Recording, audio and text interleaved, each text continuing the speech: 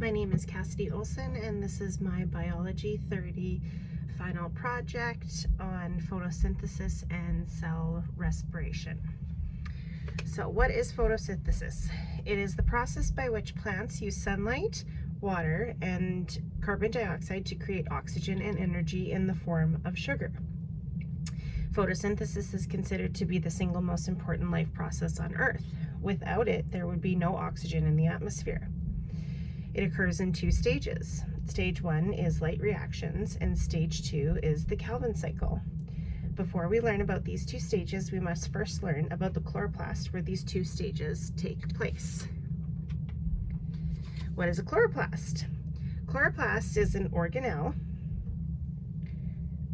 that are found in the cells of plants and algae. Each chloroplast contains stacks called grana. The grana consists of sac-like membranes known as thylakoid membranes. These membranes contain photosystems, which are groups of molecules that include chlorophyll, a green pigment. The light reactions of photosynthesis occurs in the thylakoid membranes, and the reactions of the Calvin cycle take place in the stroma, which is the space outside the thylakoid membranes. A chloroplast uses energy from light to make CO2 and water. Water is oxidized and the oxygen is released. The electrons that freed from the water are transferred to ATP and NADPH, used to fix CO2. The products from this reactions are sugar molecules and various other organic molecules necessary for cell function and metabolism. The dark reactions take place outside the thylakoid in the stroma. Now that we have learned about the chloroplasts, we can move on to the two stages of photosynthesis.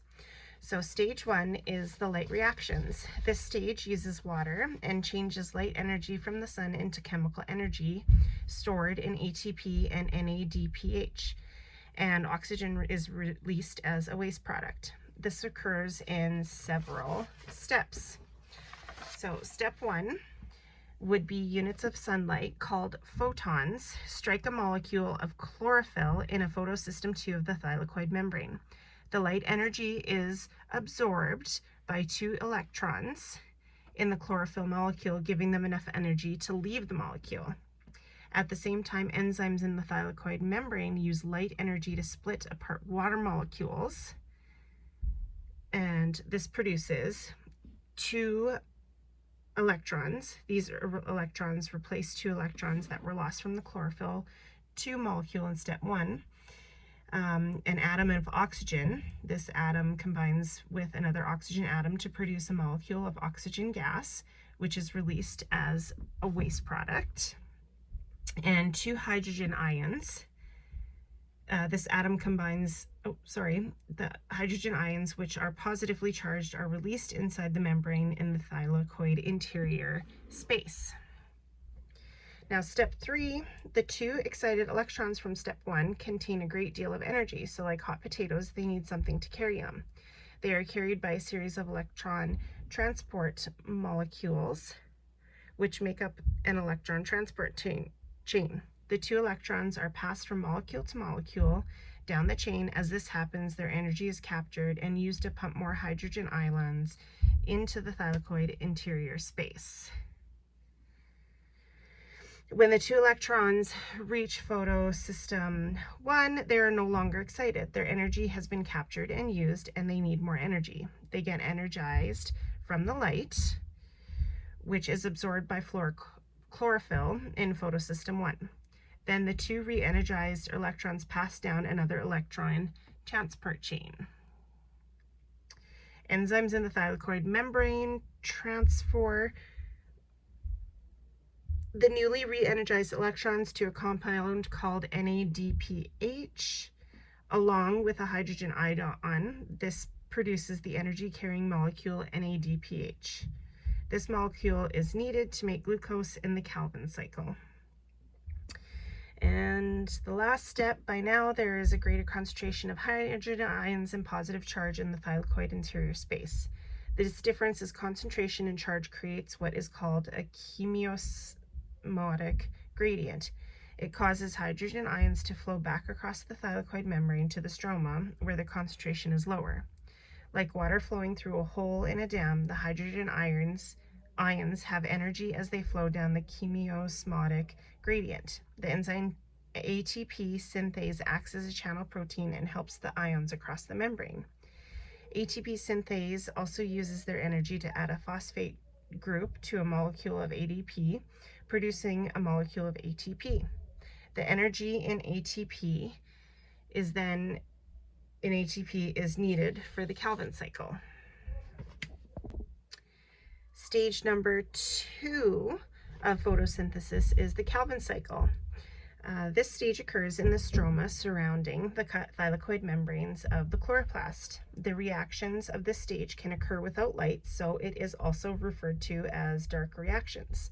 Now, it's called the Calvin cycle because its reactions were discovered by a scientist named Melvin Calvin, which he won a Nobel Prize in 1961 for this discovery.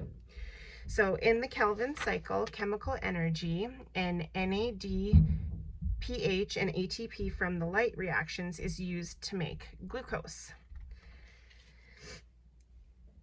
There are 3 major steps of the Calvin cycle. Step 1 is carbon fixation. CO2 from the atmosphere combines with a simple 5-carbon compound called RUBP. This reaction occurs with the help of an enzyme named rubisco and produces molecules known as 3PG, a 3-carbon compound, and 3-phosphoglyceric acid. Step number 2 is reduction. Molecules of 3PG gain energy from ATP and NADPH and rearrange themselves to form G3P. This molecule also has 3 carbon atoms, but it has more energy than 3PG. One of the G3P molecules goes on to form glucose, while the rest of the G3P molecules move on to step number 3, which is regeneration. The remaining G3P molecules use energy from ATP to form RUBP, the 5-carbon molecule that started the Calvin cycle, and this allows itself to repeat. Now we're going to move on to cellular respiration. This process releases the energy in glucose to make ATP, the molecule that powers all the work of cells. The reactions of cellular respiration can be grouped into 3 stages: glycolysis, the Krebs cycle, and the electron transport. We're going to start with glycolysis, which means glucose splitting. It takes place in the cytosol of the cytoplasm. So enzymes split a molecule of glucose into 2 molecules of pyruvic acid. Energy is needed to start glycolysis to split the glucose molecule into 2 pyruvate molecules.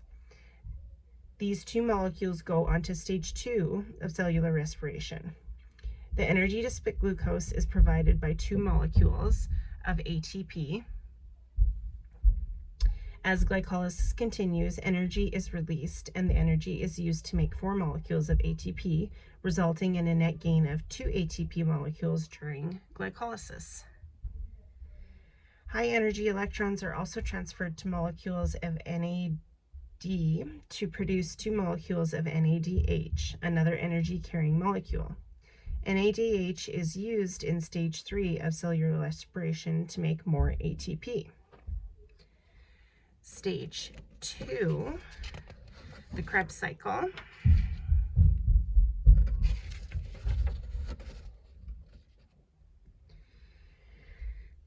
Starts with pyruvic acid from glycolysis. Each small circle represents one carbon atom. So before the Krebs cycle begins, pyruvic acid, which has 3 carbon atoms, is split apart and combined with an enzyme known as CoA, which stands for coenzyme A.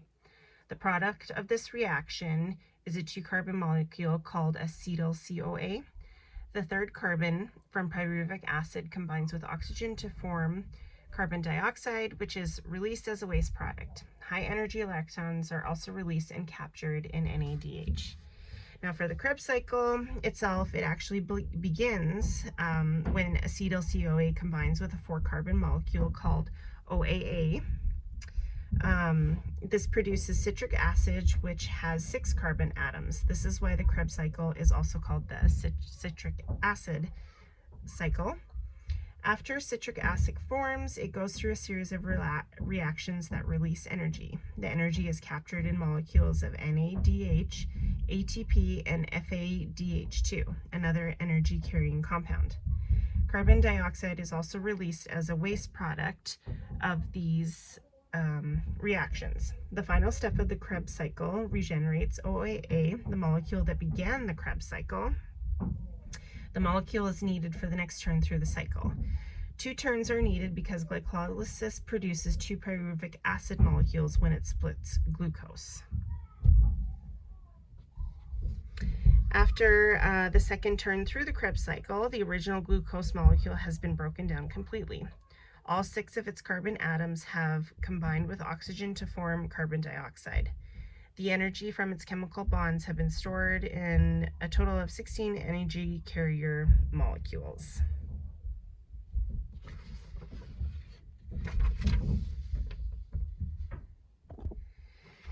The final stage is the electron transport chain.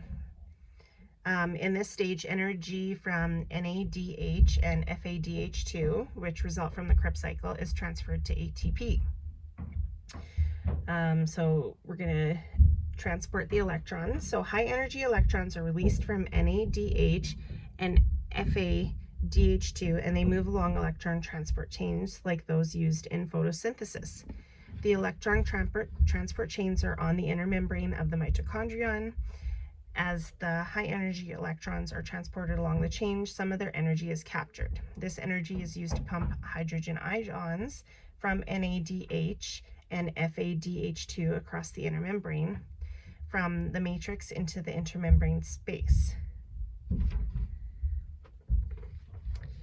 To make the ATP, the pumping of the hydrogen ions across the inner membrane creates a greater concentration of the ions in the intermembrane space than in the matrix.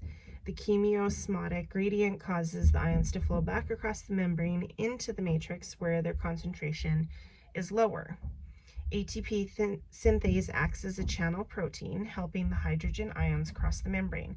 It also acts as an enzyme, forming ATP and ADP and inorganic phosphate. After passing through the electron transport chain, the spent electrons combine with oxygen to form water. This is why oxygen is needed. In the absence of oxygen, this process can occur.